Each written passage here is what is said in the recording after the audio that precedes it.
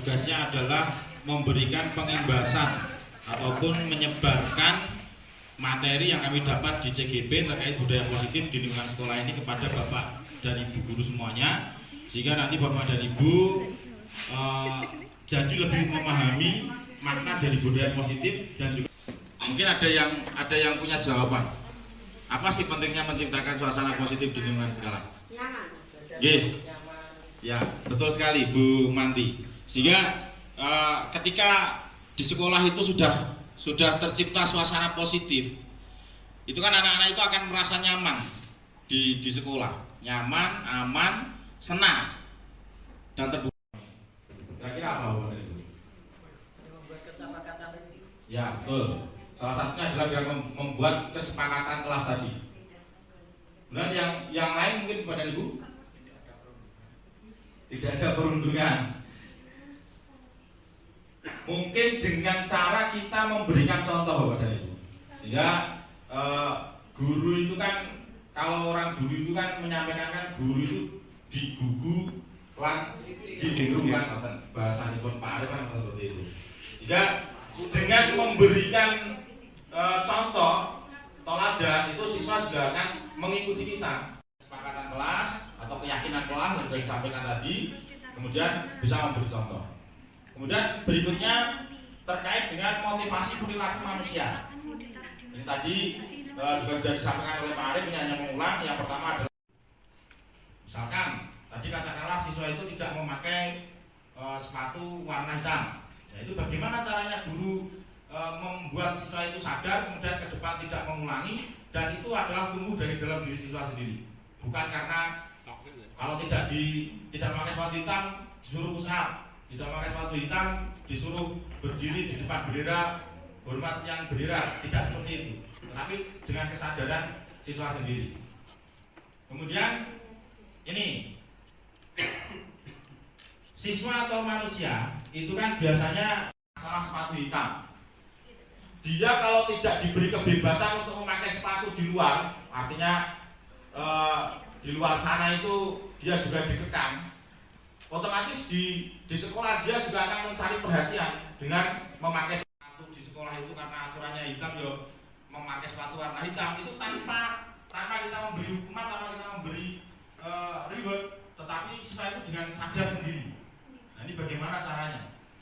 Itu tadi. Ini.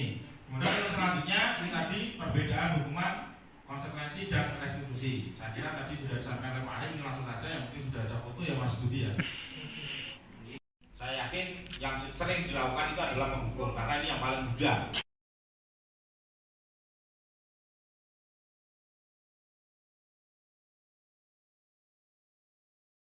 Monggo Pak Agus, ini angel mesti.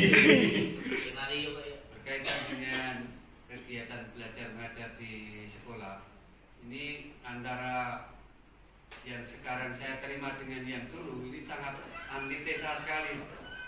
Artinya ketika dulu saya sekolah waktu SD nggak bisa baca aja digebuk dengan penggaris Pak, apalagi tidur pasti dibalang dengan penghapus, itu pasti. Padahal seperti itu kan hukuman, tetapi apa hasilnya? Sampai sekarang luar biasa lulusannya. Nah, sekarang itu dibiarkan artinya apa? Muncul kesadaran sendiri. Tantenya rasa sadar saja, Pak. Sehingga sangat antitesa dengan yang zaman pendidikan sekarang. Nah, hal ini mungkin karena ya sistem ya Pak. Sistem itu kita tidak bisa ngotak-atik. Artinya begini. Katakanlah kalau kita objektif, si A ini nilainya ada yang saya didik itu di kelas 12 IPS itu di bawah KKN 30. Kalau saya sebenarnya tega sekali kalau memberikan nilai itu. Karena sistem, maka saya manut sistem, harus KKN. Wes yang penting mlebu, mbok kowe ulangan itu 75 Mas. Ini sistem Mas. Berarti hal itu bagi saya ya kayak seperti apa ya, hanya Ya seperti itu, pokoknya beda sekali dengan yang dulu, sangat antitesa sekali. Oke, sudah Pak Agus. Gimana, Mas? Iya. Oke, terima kasih Pak Agus atas apa ini ya bahasannya pertanyaan ya. Jadi seperti yang sudah kita pelajari kemarin Pak di PMM ya, platform Merdeka Mengajar. Kita kan kebetulan kemarin membedah topik yang kurikulum ya. Itu kan mengapa ada pertanyaan, mengapa kok kurikulum itu harus berubah? Di sana kan jawabannya itu kan kalau kita kembali ke filosofi pendidikan menurut Ki Hajar Dewantara. Filosofi pendidikan menurut Ki Hajar Dewantara yang sesungguhnya itu kan adalah bagaimana kita itu bisa menyesuaikan kodrat alam dan kodrat zaman. Kodrat alam itu bakat anak, kodrat zaman itu berarti era di mana anak itu hidup. Nah, sehingga kurikulum itu kan kuncinya kan harus bisa menyesuaikan dua itu. Kodrat alam dan kodrat zaman. Nah, pertanyaan dari Pak Agus ini mungkin jawabannya ya, ini menurut saya itu kan karena kurikulum itu memang mengikuti perubahan zaman. Nah, anak-anak yang hidup di era sekarang, ini abad keberapa nih? 21 berarti. Ya, ini kan memang anak-anak yang sudah memiliki karakter seperti ini, sehingga kurikulum ya harus bisa menyesuaikan. Kalau tidak, ya itu tadi akan kembali akan menjadi bumerang bagi kita sendiri sebagai seorang guru. Misalkan, contoh saja, hanya kemarin itu ya yang di SMA Negeri 1 Ngulung, itu hanya sebelah ya, hanya dengan kata-kata itu Pak, tidak dengan tindakan. Kalau tadi Jinan sampaikan dipukul, dilempar penghapus, itu justru mungkin malah bisa sampai dimasukkan bui itu. Ini hanya dengan kata-kata kan, hanya istilahnya bahasanya itu tidak langsung, tetapi anak merasa hanya tersindir saja sudah seperti itu. Apalagi dengan tindakan, dengan dipukul, dengan dilempar dan seterusnya. Sehingga jawaban dari pertanyaan Pak Agus itu menurut saya itu ya karena memang kurikulum itu harus menyesuaikan dengan kodrat zaman. Di mana anak itu hidup, kapan anak itu hidup, ya disesuaikan dengan itu. Supaya tidak menjadi bumerang bagi diri kita sendiri. Kemudian mungkin yang jenengan alami Pak Agus itu karena jenengan masih jangan banyak-banyak Pak. Pertama-tama tidak di Waktunya. kalangan guru SD, memang sudah contoh yang kita ikuti di saat penerapan kurikulum merdeka.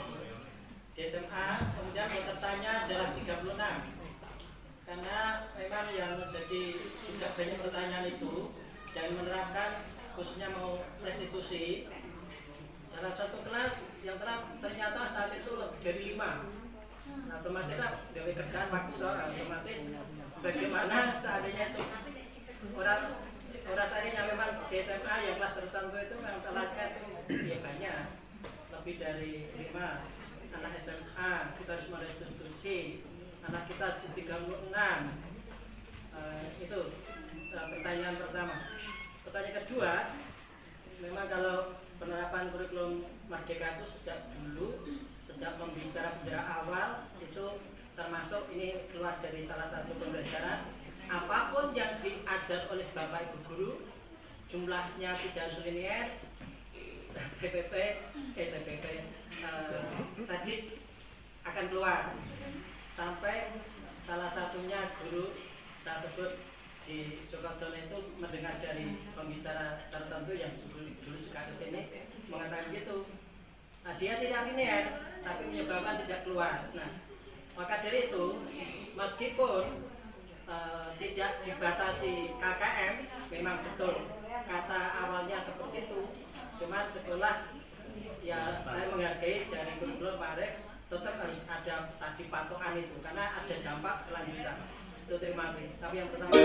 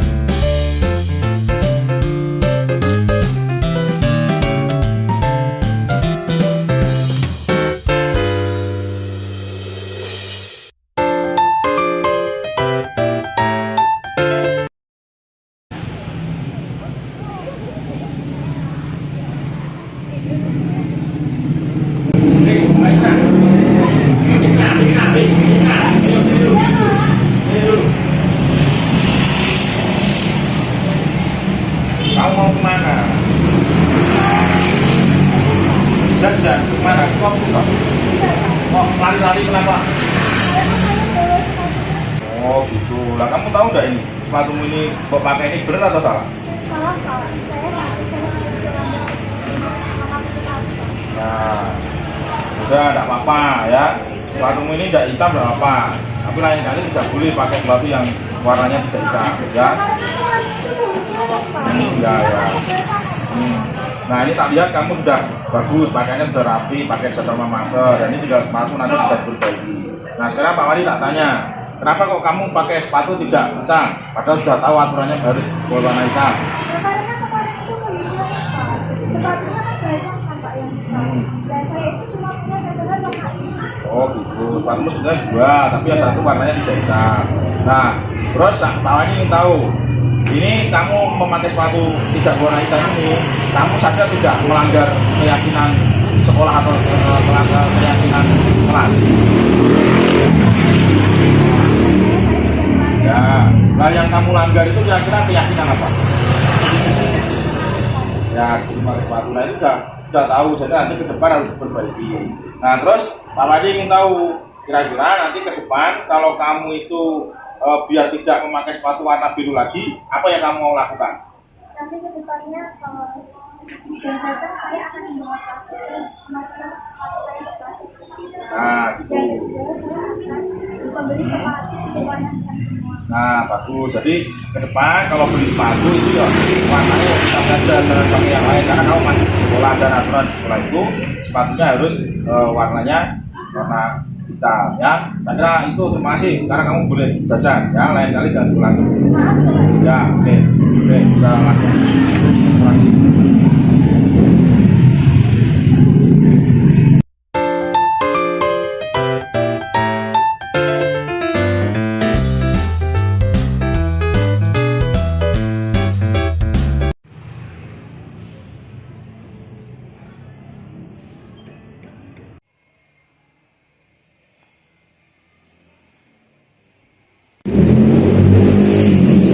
Mas Fauzan, kamu jam segini baru datang. Kenapa kok jam segini baru datang? Tadi banyak bocor di film. Oh ya, nggak apa-apa. Kenapa kok mukanya seperti itu? Takut kan telat Pak. Oh takut, nggak usah takut ya.